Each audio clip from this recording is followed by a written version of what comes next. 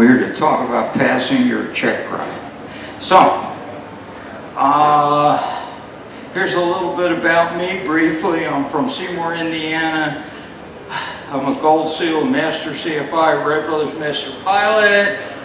When I was a DPE, I did a little over 1,000 check rides for private instrument sport. I have almost 9,000 hours now, and I fly a 1961 Champ. So that'll do it. My contact information will be on the last slide. You can take all the pictures you want, but you can get the entire slide presentation if you download it from Google Drive. Link will be on the last slide. Last thing I ask is, would you please put your cell phones on vibrate or silent, and I'll do the same. And I'll forget to turn it back on again like I usually do. And off we go. So here's what we're going to talk about today. We're going to talk about the Airman certification standards and the pilot's operating handbook. Talk about required endorsements, scenario-based testing, which is the way pilot examiners ask questions, and then probably the part you really came for. We'll talk about the areas where people typically have problems during the oral exam and how you can avoid them and what the right answers to some of the questions are. And hopefully at the end we'll have time for some questions and answers. I can stay a little bit in the back of the room after this presentation, but there's another person who's going to use this venue behind me, right? So I just can't stay right here indefinitely. But I'll stay around and talk for a while if anybody would like that. But I do have to eat lunch and do another presentation in a different venue at 1 o'clock, so I can't stay too long. Okay, you need to know a couple things when you go into a check ride. First of all, the examiner really wants you to pass. When pilot examiners have to issue a notice of disapproval, it spoils our whole day. We know how hard people work. We had to do it too to get where we are, and to have to tell them, sorry, you're not fully qualified yet, isn't easy. We don't like it. So, the deal is, since the examiner wants you to pass, your job is don't change his or her mind. He or she already wants to pass you. Just don't put them in a bad humor. Next thing you have to know, no matter what your instructor tells you, you don't have to be perfect to pass a check ride. Because if you had to be perfect, no one would ever pass. It's not possible. So the idea is you have to know most things, and you have to understand what's behind it. You can't just do stuff by rote memory that you don't understand. Being a parrot won't get it. But it's okay to say, I don't know, if once in a while. Furthermore, you can bring reference materials with you to the test, and you can offer to the examiner, well, I don't recall that, sir, but I'll be happy to look it up. Now, you can't do that for every question. I would occasionally get an applicant that lacks self-confidence, even though they kind of knew this stuff. They really want to say, oh, can I look that up? After about the fourth, can I look that up? The answer is, would you please put that book off to the side and answer my questions so we can get done today? Because looking stuff up takes a long time. Okay, but it's okay once in a while. So let me give you an overview. How does a check ride really go when you show up? What happens? The FAA requires that the examiner give you a total of 3 briefings for the entire check ride. The first one is the pre-test briefing. And during the pre-test briefing, they kind of explain to you what's going to happen. Then they have to look at your documentation in IACRA. So, they'll go through that, make sure you have, and your pilot logbook, by the way, make sure you have all the appropriate aeronautical experience, 3 hours a night and 3 takeoffs and landings to a full stop at an airport with an operating control tower, that kind of stuff. So then the actual oral quizzing takes someplace between an hour and an hour and a half. If it would go much beyond an hour and a half or threaten to do it, that means the applicant doesn't really know much. So, but anyway, so you get through that, depending on how much of a hurry the examiner's in, maybe at that point you go to lunch. But if the examiner's doing 1 test in the morning and 1 test in the afternoon, forget about lunch, you're going flying. So then you're going to do the flight portion, which includes a pre-flight inspection of the airplane. We used to get away with not doing that, but no more. It's one of the tasks. And once we get in the airplane, typical time on the TAC for a check ride for private pilot or sport, they're almost the same test, is 1.3 to 1.5 hours on the airplane. So then when you get back, the examiner going to give you a post-flight debriefing, tell you what you did well, what you'd like, what he thinks you ought to work on, and of course is going to issue you either a pilot certificate or a notice of disapproval. Or if the weather got bad, they can issue a discontinuance, in which case you don't pass or fail. So how long does all this take? 5 hours, maybe 4 hours if you don't eat, but it's not some little quick thing. You're going to be in and out in an hour. Don't plan on that.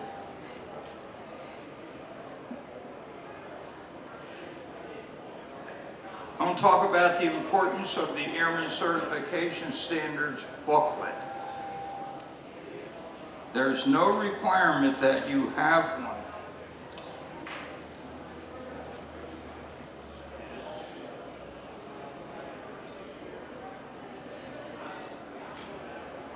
I was going to turn the gain down, but oh yeah, I know which mic it is. Hold on.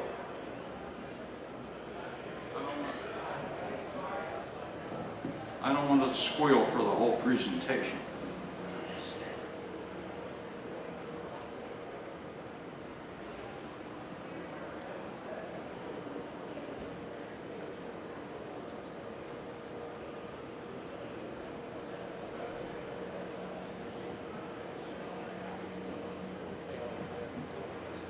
I just turned the gain down a little.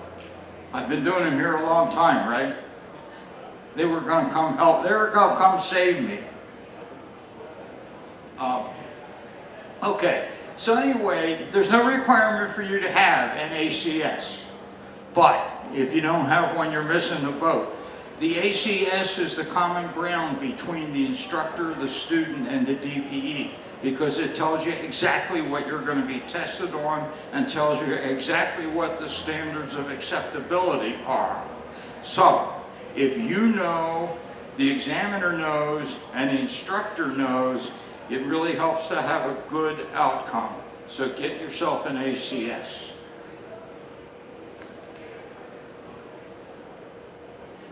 How about a pilot's operating handbook? Okay, so in modern airplanes since 1976, the POH has to be in the airplane in order for it to be legal to fly. That means the flight school can't loan you the POH out of the airplane to take home and study or learn to use, because then they can't fly the airplane when it's gone. So you need to get a POH for the airplane that you're taking lessons in. How do you do that? Well, if you get one of the manufacturer's POHs, they sell them, like Cessna last time I checked, about $80 for one of these crummy little paperback books. Now, the one in the airplane is serially keyed to the airplane, but they do sell generic ones for like $80. Okay, so the way you really get one without spending any money is you go into Google or some search engine and search for POH 4 and then the make and model number of the airplane. Now, they're copyrighted. They're not supposed to be in the wild on the internet, but they are, because flying clubs own these airplanes. And some enterprising person in the flying club scans all 400 pages and puts it in a big PDF file on the flying club's website. And they're generally not password protected, so you can find a free POH for your airplane if you make a little effort. So get one, because you need to learn to use performance charts, and it takes more than a couple minutes. And also you need to, this is what if stuff, what do you do in certain emergency situations? Well, it's in the emergency section in the POH. So get yourself a POH so you can study this stuff. Okay. You can't control everything in a check ride. You can't control exactly which questions, especially in the oral, what questions the examiner is going to ask you. They can't ask you everything because you'd be there 2 days. So examiners pick and choose, but you don't know what they're going to choose. All right, so that you can't control, but there's a whole lot of things that you can control. So for heaven's sakes, take care of the things that you can control and make the test as easy on yourself as possible. The first thing is eat breakfast. If you haven't eaten since the night before, your blood sugar goes off, you go half brain dead, you're lucky to remember your name. So don't do that, eat something. Be on time. Examiners get really ticked off when applicants are significantly late because it screws them up. So, and if you have to be late because bad things happen with airplanes, call the examiner and tell that person you're going to be late, and don't sandbag about your revised arrival time. If you know darn well you're going to be an hour late and you're embarrassed to have to say a whole hour, don't say, oh, I'll be there in about a half hour, because now the examiner will expect that, and it'd still be standing around with their thumb in their ear for a half hour and they're not happy. So if you have to be late, call and be honest. In the ACS booklet in the back, there's an applicant's practical test checklist. I think it's on page A11. In any case, take all the stuff in that list with you. And you look at that and you go, geez, I don't need all that stuff. Well, maybe you don't. You probably won't use it all, but I'll tell you what, you'd be a whole lot better off to lug it there and not use it than to be in the middle of the test and need it and not have it. So take the stuff that's in the list and get yourself a current paper chart, even though you might be using an electronic flight bag on an iPad, and that's acceptable, that's fine on a check ride, but they're real hard to share when you're doing quizzing. So it makes the examiner happy if you bring a traditional paper sectional chart with you. Make sure it's current. Last thing, I want to talk about your pilot logbook, and it's important that you have your logbook in a reasonably neat order so people can understand the entries. Some pilots' logbooks look like they're doctors that just chicken scratching. But I already told you that the examiner is required to verify that you have all the appropriate times and experience and so forth. And if the examiner can't decipher that because you've got it all scribbled up and scratched out and changed over and whatever, once again, they're not happy. So be sure to carry all the totals forward in your logbook from page to page until you get to the last page. Once you get all, and make sure, okay, once you get all that done, then add your dual instruction time to your solo time.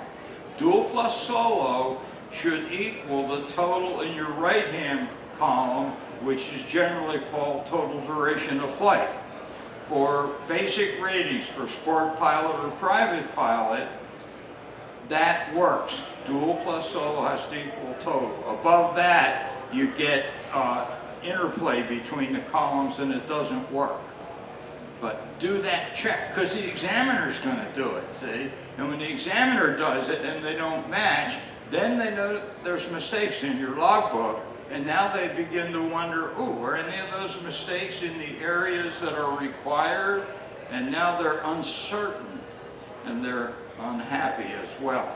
So make sure your logbook is ready for the examiner to look at. Take a magic marker, like a yellow one. No, don't highlight a whole entry. Pretty soon your logbook will look like a zebra, yellow zebra.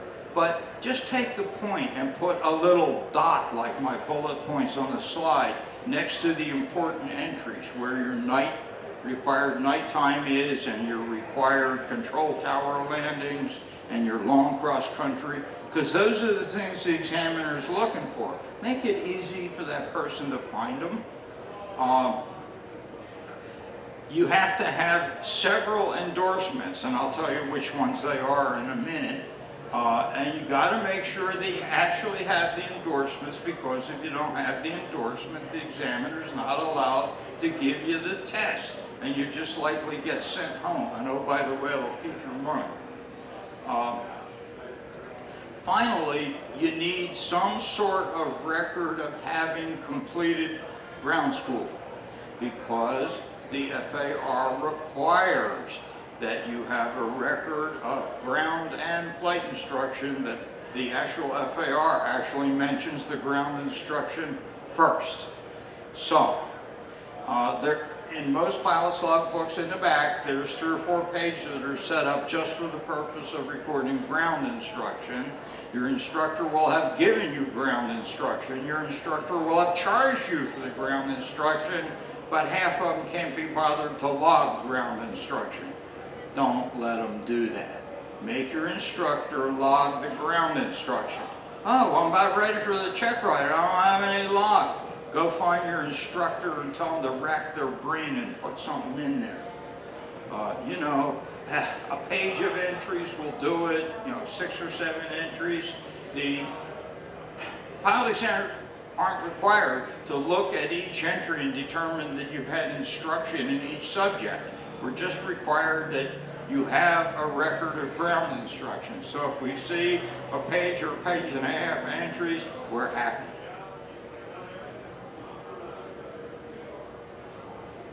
Okay, what endorsements do you need? Okay, so you need initial solo when you first fly the airplane. If you don't get your certificate within 90 days of first solo, then you have to be reauthorized for solo every 90 days. So you have to have a current solo endorsement in order to take the check ride. When you go solo cross country, there's a separate endorsement that allows you to go solo cross country. You must have the 61.39 endorsement, which instructors hate because it's long and they have to write it out if they don't have them on crack and peel labels, or it's not pre-printed in your logbook. But the 2 parts are that you've received training pursuant to your private pilot certificate in the preceding 2 calendar months, and you're prepared to take the test, and you have demonstrated satisfactory knowledge in the areas shown to be deficient on your airman knowledge test. Your instructor has to review your test, and any questions that you missed, they have to go over it with you. So you need an endorsement that says that. For private pilot, you need a 61.107 endorsement that says you received training in all the areas of operation for private pilot, airplane, single engine land, and you're ready to take the test. Sport pilots, how many sport pilots do we have in here? We could have a lot more if the announcement from yesterday. Nobody's hand's going up. Nobody likes sport. Okay. Sport pilot requires the 6139 endorsement and the combined 61 309, 311, 313 endorsements. Logbook endorsements can be in there in any form or even just on a piece of paper. It doesn't have to officially be logbook. It can be in a fill in the blanks in the back of your logbook. It can be written out in longhand. It can be on crack and peel label and stuck on a piece of paper, just so you have them. Okay, you have to make application in IACRA for your pilot certificate. Now, these days everybody already has an IACRA account because you had to use IACRA to get your student pilot certificate, which you had to have for solo. So you already have an account. You use that very same account, the same FTN number, username and password to go in and apply for private pilot. And then of course your instructor has to electronically sign that application. Examiners really hate it. Oh, and then you have to give your credentials to the pilot examiner, because the only way he can get to it in IACRA is if you tell him your username, or tell him your FTN number.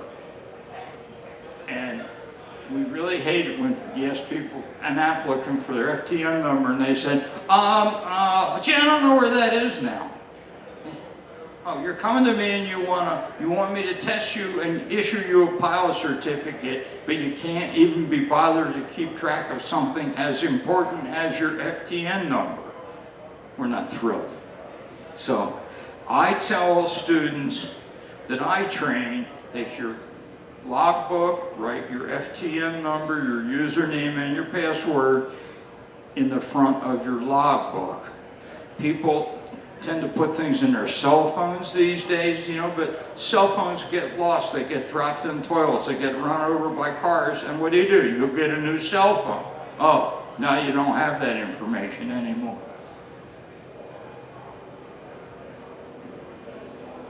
Whenever we conduct a check ride, we are required to create a plan of action. In theory, it's a customized plan of action just for you, for your test. Now, just how many different ways can you give a private pilot check ride? So there isn't a whole lot of customization going on here, but we have to have one. So as part of this, your examiner, about a week before the test, like when you make the appointment, will assign you to prepare a cross-country flight that you're going to fly at least a part of. And then you can ask the examiner how much he or she weighs, because you got to do a weight and balance for the airplane, and so forth. So then the examiner creates this plan of action, how they're going to conduct the test, but they do it based on this homework that they gave you. Well, if you don't do the homework, or you do the wrong homework, now the examiner can hardly conduct the test, because the plan of action that they created doesn't match what you brought to the test. So the point is, if you get assigned to do this stuff and then you don't do it right away, so a week or 10 days later you sit down to do it and you go, geez, I don't understand my notes here. I wonder what this really says. If that happens, call the examiner back and say, I'm sorry to bother you, but I'm not understanding my notes real well. Would you go over this cross-country with me again, please? Because the examiner really wants you to do it the way he or she said. So be sure to do that.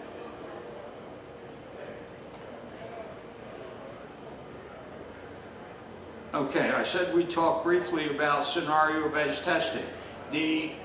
There's a very popular booklet called the Oral Exam Guide.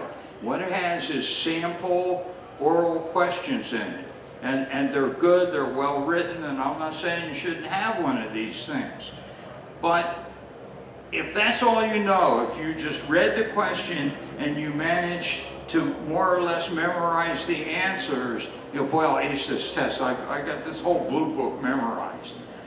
You won't pass, because you can't just be a parrot. You have to understand what's behind the answers. So while it's fine to use the oral exam guide as a study guide, it won't do just to get you through the entire oral. So when they say scenario-based testing, you don't get questions like, what is? Because you can answer what is questions from memory without understanding anything. More likely, you get what will you do if? And then the examiner will give you a little situation. What are you going to do if you're flying along and suddenly you notice that your oil temperature is really high? Well, now you have to understand something about engine operation. And it's not sufficient to say, oh, land and get it fixed. Well, we know you're going to land and get it fixed eventually. What we're trying to ask you is, what are you going to do to keep yourself in the air until you can get to an airport where you can land and get it fixed? In some parts of the country, you can fly along for 45 minutes or an hour not being anywhere near an airport. And you don't have to be way out west. How about upstate New York in the Adirondack forest, where I've flown a lot? You can fly along for a long time up there. Nothing is flat. They don't build airports. Try running around in New Brunswick, Canada. I flew back from Prince Edward Island one time at night in a Skyhawk. There was no electronic navigation before GPS. I flew for 3 hours, compass and clock. Lindbergh did it for 33 hours to get to Paris. But I'm going to tell you, you fly like that and there's no ground lights and all you're doing is knowing what time you took off and fly heading. After a while it gets disconcerting. But I came out, finally I got where I could receive the Bangor VOR and went to the VOR and landed at Bangor, clear customs. But anyway, this what if, when stuff fails, you can fly a long time before you can land under some circumstances. You better know how to deal with it in the air. Okay, so more people fail in the oral than in the flight, by the way, if nobody told you that. So I want to go through some of the problem areas that you might encounter when you're being quizzed and give you some ideas of how to work with it. Okay, one of the first things, a warm-up question. This is almost a what is question. What airplanes do you have, what papers do you have to have in the airplane in order for it to be legal to fly? And then so they use the acronym ARROW. And the O does not stand for owner's manual. The O stands for operating limitations. And the follow-up question is, okay, good, and where are those operating limitations found in the airplane? Okay, well, it's true some are found in the POH, but the other two places are instrument markings, right? Low oil pressure, high oil temperature, red line airspeed. There's operating limitations all over the instruments in the airplane. And they're legal limits. And the third one is placards. A placard in aviation speak means little sign. Well, what's a little sign? Okay, in a Cessna Skyhawk in the baggage compartment, there's a placard that says, maximum baggage this area 120 pounds. That's a legal limit. It's an example of a placard. And there's lots of things like that. Spins prohibited when carrying baggage. There's one of them in my airplane. You're flying a Cub. It says solo from the rear seat only. Operating limitation and a placard.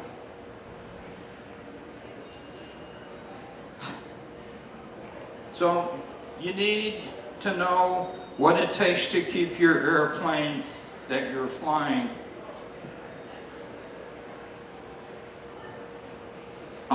safe.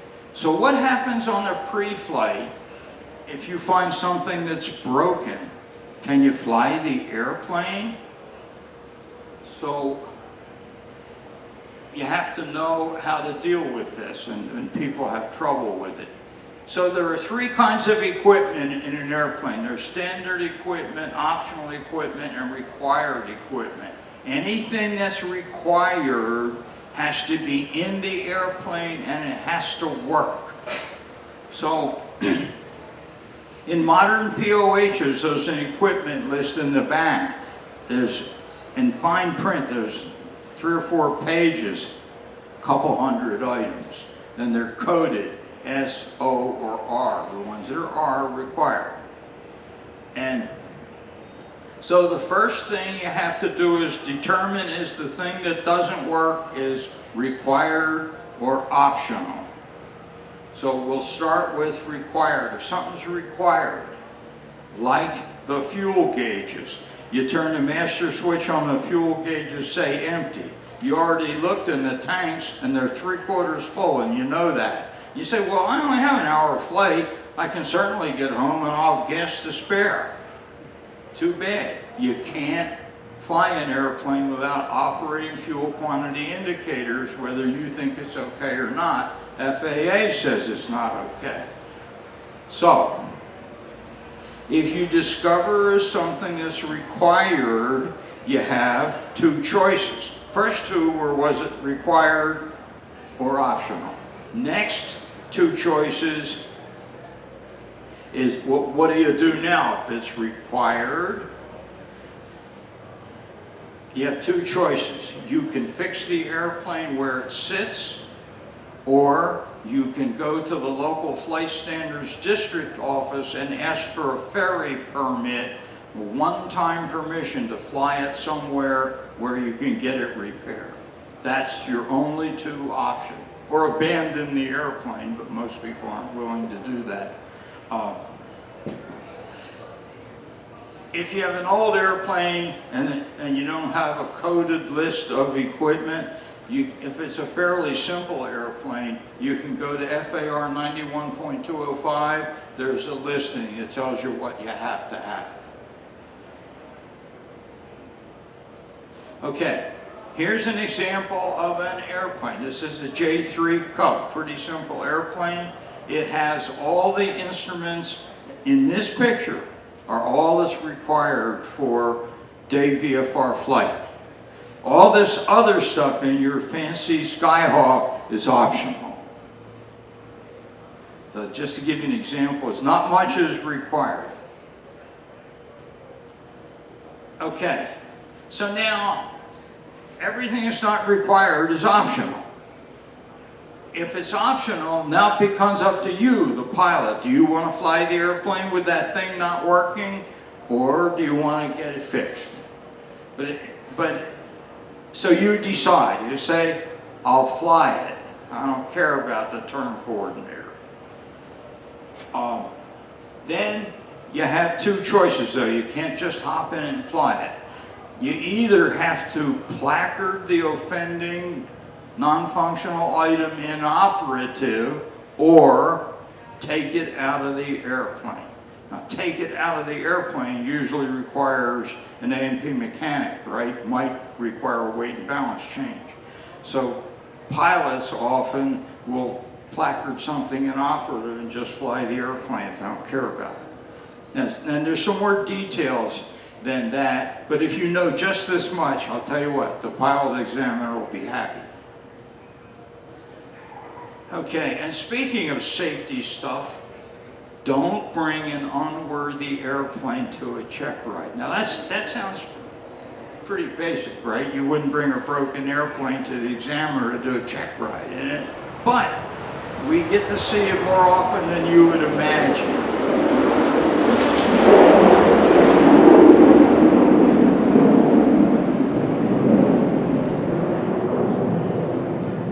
Old Cessnas had electromechanical clocks. None of them work today. They just sit dead in the panel and everybody ignores it.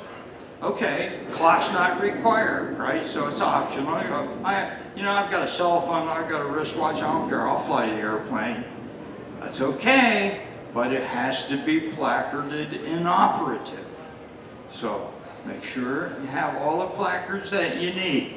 Is there an old ADF navigation radio or an old Loran that hasn't worked for years and it's still in the airplane because I don't want to pay the avionics shop to take it out? It's okay, it can be there. Better be placarded inoperative because it's there and it doesn't work.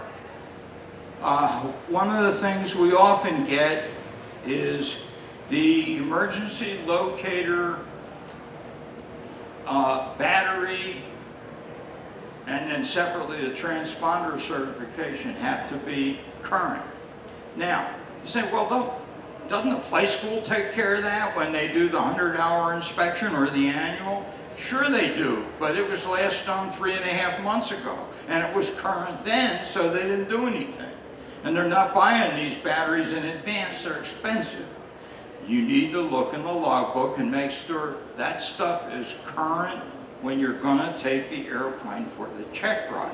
If it's not current, make them fix it. How about tires? Tires have gotten horribly expensive. I just bought a set of tires and tubes for my Champ in April, and it was like $496 for the set, and they were recaps. God forbid they should have been new. So flight schools aren't about to change the tires before they really need changing. Now, in aircraft, tires are okay to keep using until you can see the cloth, that is, the rubber can be completely worn away. As long as you can't see, they call it the cord. As long as you can't see the cord, they're legal. The trouble is, though, they're all worn out. You don't see any cord today, they're okay, but somebody makes one kind of rough landing and wipes out the rest of the rubber. Tomorrow, the cord's showing. And if we see badly worn tires, we make the applicant push the airplane so the wheels turn and we can look for cord. If the cord's showing, you're not taking your check ride today, unless we can get somebody to change the tire while we're doing the oral. So keep in mind the last sentence here is the examiner will not fly an airplane that is unairworthy, no matter how trivial the problem is. Because we're told that if we do that and something happens and they find out, we'll never examine again. Your examination authority is gone. Okay. You know, you could stand here for 2 hours and talk about weather, and we don't have time to do that. But you should try to understand in the world of weather forecasts and observations that some weather reports are historic, they tell you what happened a while ago, and others endeavor to look into the future, and we call them forecasts. TAFs, which are the terminal aerodrome forecasts, which are probably the thing that people look at the most, they come out every 6 hours and they predict the weather for 30 hours. And they come out starting at 0000 Zulu. So you can tell whether the TAF you're looking at is current or not. Significant weather prognostic charts, which everybody just calls prog charts, now go out for 6 days on aviationweather.com on the internet, and they're wonderful. They show predicted areas of precipitation. So you start looking on Wednesday or Thursday because your check ride's on Saturday, and your whole state is dark green, indicating rain. Guess what? You're not taking your check ride. So prog charts are really useful. Don't try to tell the examiner that radar is a forecasting tool. Oh, it might be good for 30 minutes, but what's radar see? Radar sees precipitation return, right? Well, it sure as heck can't see thunderstorms that haven't formed yet. So if the examiner says in the morning while you're taking your oral part, says, well, on your cross country that you planned for me, when we get up to Champaign, Illinois tomorrow afternoon, how will we know there's going to be any thunderstorms or rain up there? And you say, I don't know, I'll look at radar. No, you won't. You're not going to be up. It's going to be 6 hours till afternoon. Informed you. There is a forecast of thunderstorms. It's called convective outlook. So the right answer to that question is, I don't know, sir. I'll look at the convective outlook forecast and see what they think's going to happen in Champaign this afternoon. En route weather, how do you keep up with the weather once you're in flight, flying around? Used to be, we called flight service. But flight service was closed, 8 years ago now or something? No longer exists. But there's zillions of textbooks out there that refer to calling flight service. And if you've got your textbooks from your uncle who doesn't fly anymore and they're a little bit dated, it'll be in there. Don't try flight service on the pilot examiner. It's possible to duplex through VORs to get current weather, but I didn't say this right, by the way. The answer is do call flight service. What was disbanded was flight watch on 122.0. Flight service on 22.2 still exists. I'm sorry. A lot of people, though, just simply, if you have ForeFlight, you can get en route weather off the ForeFlight application. So there's lots of electronic ways to get it, but not flight watch. Let's talk about airspace.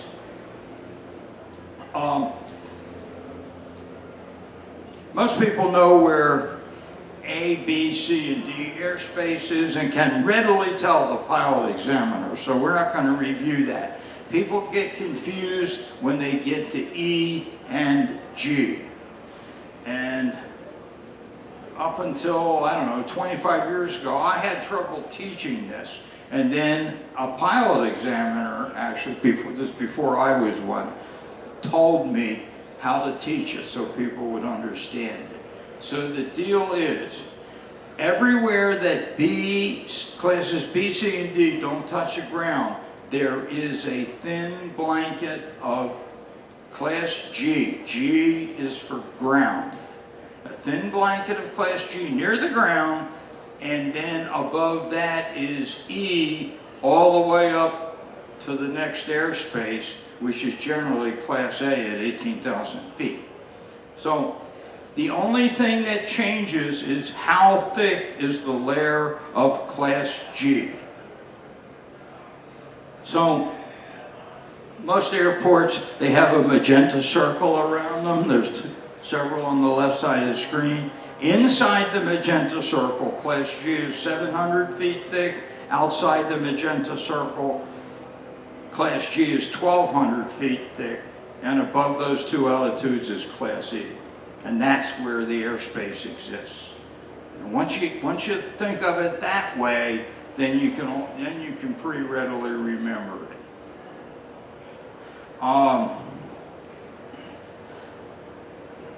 Where is the edge of Class Bravo airspace, Class B, around big airports? Okay, there's what's called the Mode C veil, which is the hard magenta, skinny but hard magenta line. This is Cincinnati, that almost goes down through the center of this chart. That used to be called the Mode C veil. Now it's really the ADS B veil, right? You have to have ADS B out to fly inside that line. But that is not where the Class Bravo airspace starts. The Class Bravo airspace starts at the blue line. And you remember from the airspace lessons you've taken, Class Bravo airspace is like an upside down wedding cake, right? The layers get wider as you go up in altitude, and you can't go in the Class Bravo airspace unless you have what? Clearance. And just because you talk to approach control, you don't get to assume a clearance. They have to say to you, Cessna 1234 X-ray is cleared into the Cincinnati Class Bravo airspace. They have to say those words. You can talk to the controller 4 times. They can point out traffic to you, they can give you a heading to fly, and so forth. But if they haven't cleared you into the airspace, you can't go into the airspace. And if you do, they'll take suspend your certificate for 90 days. And you appeal it, you'll lose. It's up to the pilot to get the clearance. Now, 9 times out of 10, they just give it to you, by the way, so you get complacent. They just say, you're cleared into the Class Bravo airspace, fly heading 070 for arrivals into Cincinnati, and you acknowledge that and do that. but the 10th time they don't give it to you. And he said, well, I thought it was cleared in. Doesn't get it. Oh, what do you do if they don't give it to you? You ask for it. Cincinnati is 3-4 X-ray cleared into the West Bravo airspace, and then the guy acts like, of course you are. He says, yeah, 3-4 X-ray, you're cleared in, like almost like you always were. Try not getting it and find out if you were. Okay. Besides the classes of airspace that have letters, there are special flight rules areas. There are certain complicated airspaces in the United States that don't fit any fixed set of rules for the various lettered classes. The most famous one is Greater Washington, D.C. It has a special flight rule area around it. In order to go there, you have to take a course online, you have to take a test, get a certificate of completion, and have it in the airplane with you. If you get caught in there without it, you're in trouble. But that's not the only special flight rules area. Grand Canyon is a special flight rules area. Both Greater Los Angeles and Greater New York City are special flight rules areas. They're just so busy and complicated that just the lettering classes don't do it for you. Okay, and I already mentioned about the course for the DC airspace. The other ones, there's no course to take or test or anything, but you're expected to learn about those airspaces before you go there. I mentioned already performance charts for the airplane that you fly. You have to know how to use cruise performance, landing distance charts, takeoff distance charts, and be aware that these charts almost always have header notes or footnotes. Not only do you have to use the basic stuff in the chart, then you have to apply the footnotes in order to get the final answer. And especially the examiner says, how much fuel are we going to burn to get up to Champaign today? And you go, about 16 gallons, sir. Okay, well, how did you know? How much does it burn an hour? And you say, 10 gallons an hour. So, and it's a real even number, right? So the examiner knows right away you didn't look in the cruise performance chart, because it's always some odd number, like 9.7 or 8.6 or something. So you say, well, how did you know that? And you say, oh, my instructor told me. Not acceptable. You have to know how to use the charts yourself, not just your instructor fed you a number, because in fact it changes every day based on weather, altitude, power setting, so there's no one number.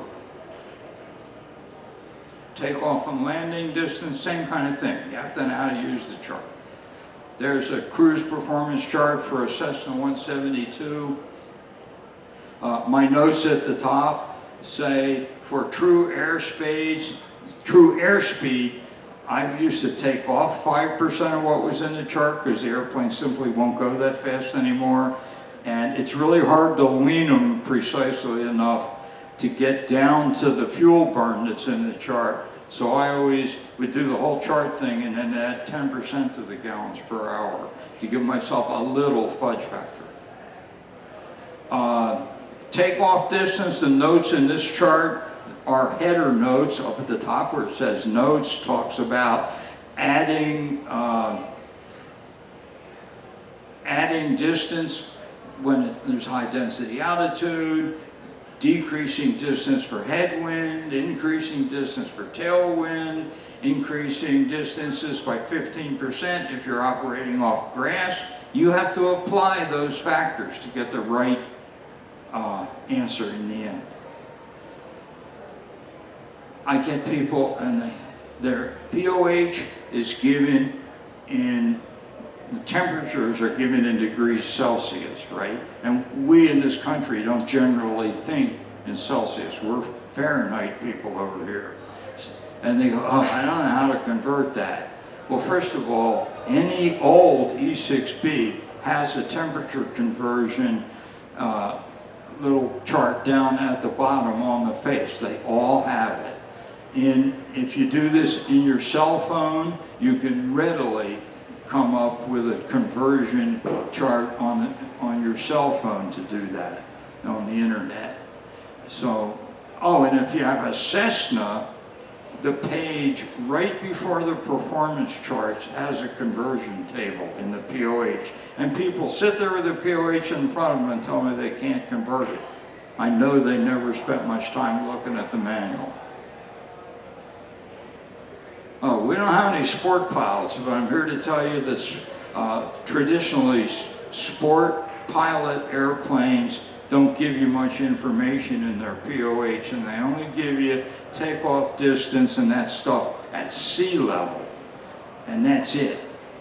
There's a code chart that you can download off the internet that gives you a way to approximate takeoff and landing distances for different altitudes and temperatures.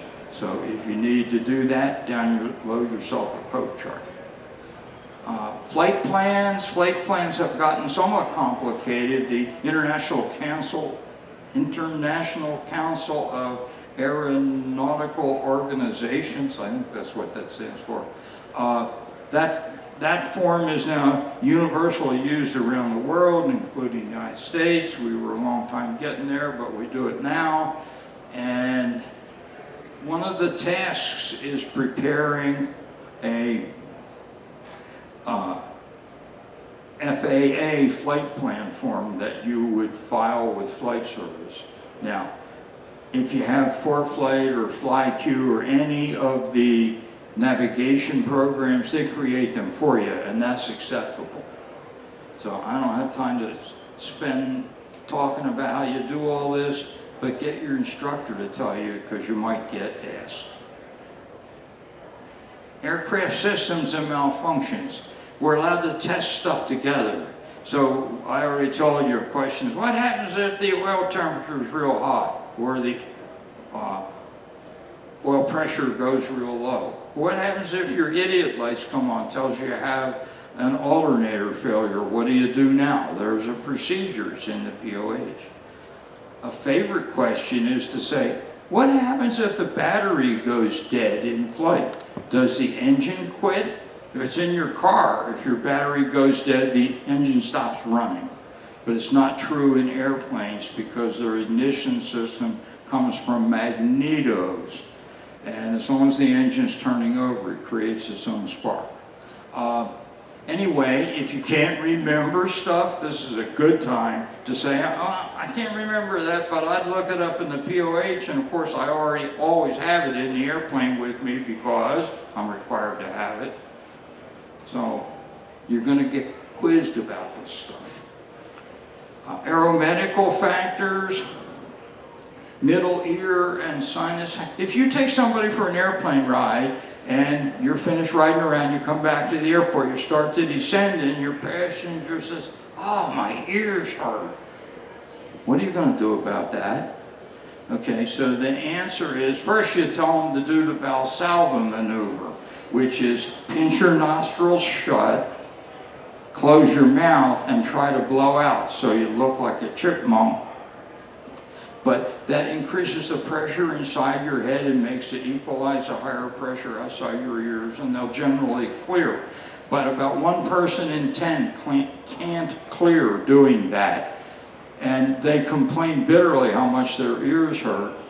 So the answer to get out of it is you have to climb again. So you equalize the pressure by going up higher where there's less pressure. Oh, well, that's fine until you run out of gas. You're going to have to descend at some point.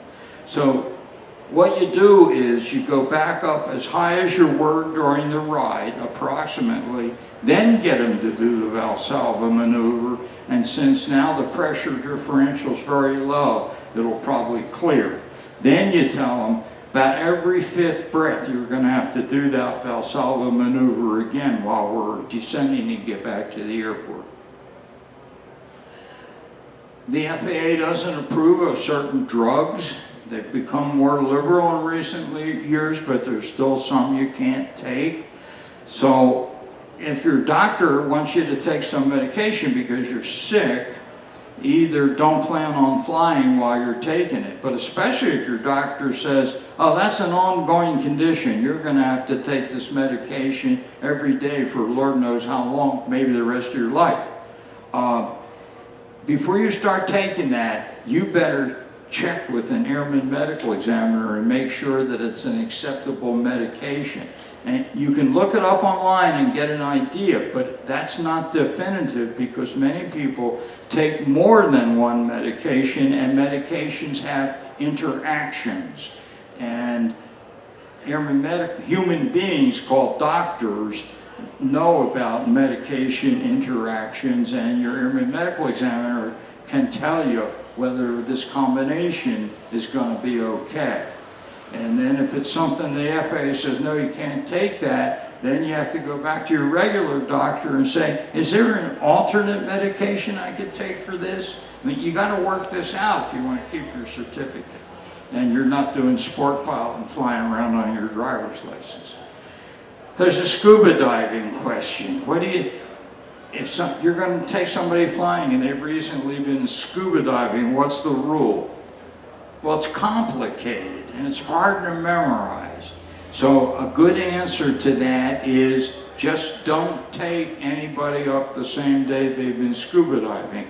Tell them, you can't go today, but we can go tomorrow if the weather's good, and don't go diving in the morning again, because tomorrow covers all the stuff that's in the complicated rule.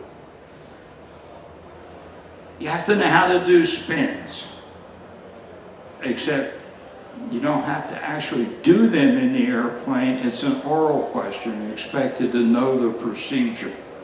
So the procedure is identified by the acronym PAIR, power to idle, ailerons neutral. Use the rudder full deflection opposite the direction of rotation, and once you push the rudder fully in, like your foot hits the firewall, immediately move the elevator, the control wheel briskly forward of neutral.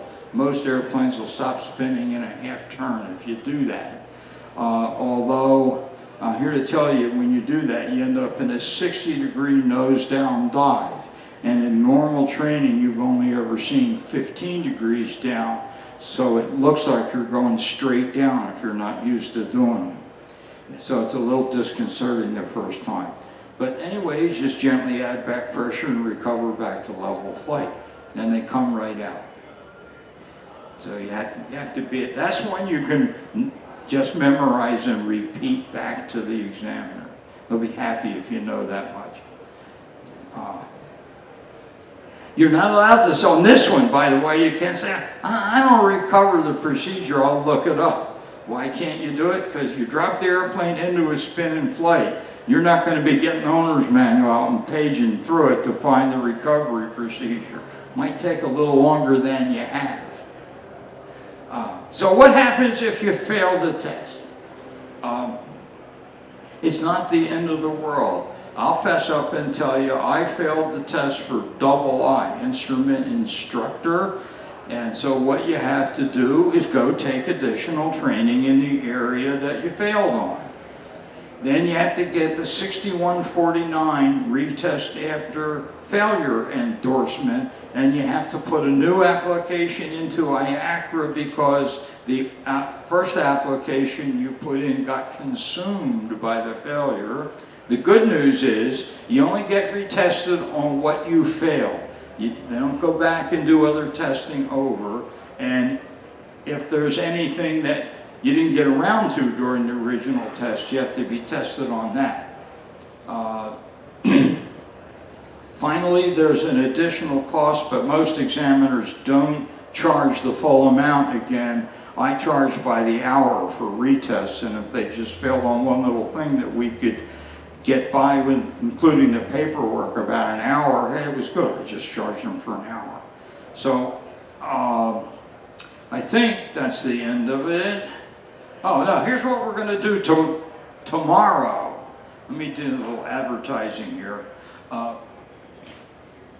I don't get paid, right? So doesn't matter. But at any rate, in the flight portion, prepare for your charge, where we're going to talk about the rules for safe flight, using checklists, passenger briefings, cross-country phase, how to do maneuvers and get them right and not get screwed up, takeoffs and landings especially, and slips, and how to deal with emergencies. And so if you come back tomorrow at 10 o'clock, we'll talk about that, and that'd be real nice. So now I really am finished today's presentation. Here's my contact information and where you can get the videos of this stuff. If you can't come to the flight tomorrow, you can watch that online. And if you want to review the oral we just did, that's also online.